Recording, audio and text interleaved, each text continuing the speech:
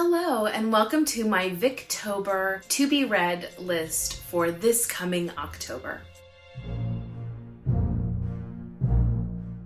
So if you're not familiar, Victober is a month-long read-along that consists of reading Victorian literature throughout the month of October. It is hosted by a group of women. I will leave all of their information below. So I am going to share what the prompts are and then the books that I have chosen to read along through the month of October. First, the group buddy read choice is The Way We Live Now by Anthony Trollope. So this is the Vintage Classics edition, and they have other editions like this, but I just love the floral cover. This is Trollope's longest book with 100 chapters. It's almost 860 pages, so this is a very long choice.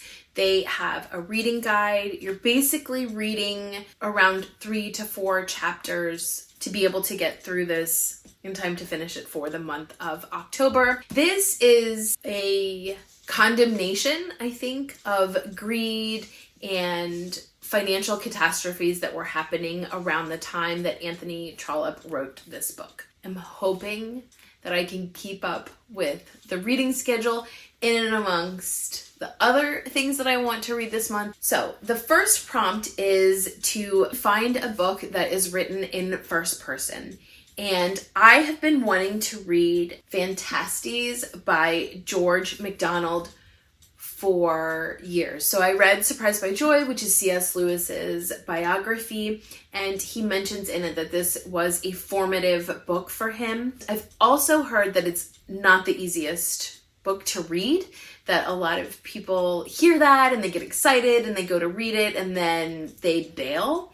So I actually chose this gorgeous hardcover edition that is annotated so that I can hopefully get a feel for what is happening in the story and to kind of engage the student part of my brain to get myself excited and kind of into it. But this is marketed as a fae romance for men and women.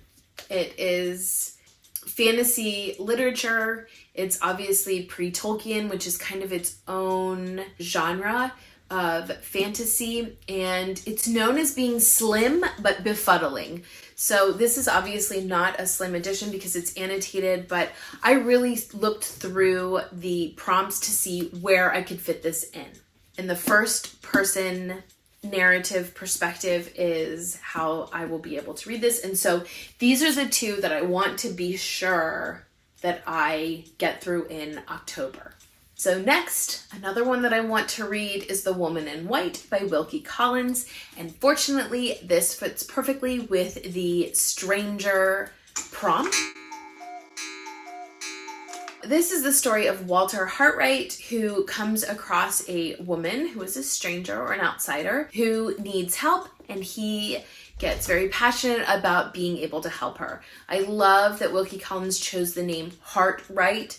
Kind of gives me hope that Walter does not have nefarious purposes for helping this woman in white, that he actually does have a heart that is in the right condition. When I was researching about this, it really reminds me a bit of Neverwhere by Neil Gaiman, which I read last year, but of course this would be not quite as grotesque and horror-like. But I am looking forward to reading another Wilkie Collins this year. Next, by Mary Cholmondeley, is Red Pottage. I found this in a thrift store earlier this year and I grabbed it and thought, oh, this would be perfect for Victober. And fortunately, this also fits one of the prompts, which is to read a book that is a new woman novel. Fortunately, right on the back of my book, it says that this author is a new woman novelist. Red Pottage is the story of Hester and Rachel. Hester has lived a life of privilege and Rachel has lived a life of poverty. There is kind of this equalizer that happens, I think, when Rachel inherits a fortune. But this explores the idea of female independence, or really dependence on men, their search for fulfillment,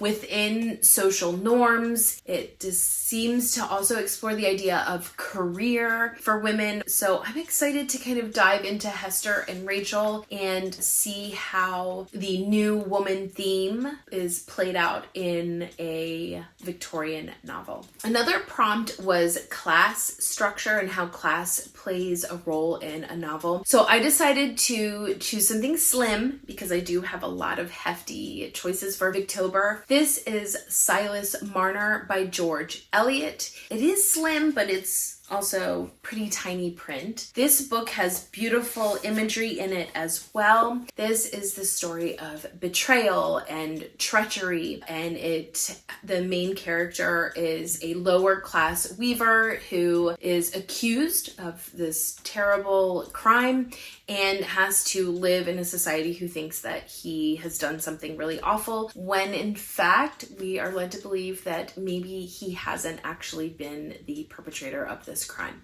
Again, it's a reread for me. I have read a few George Eliot novels and just thought that this would be a good book to come back to. For the last prompt, it is a new to me author.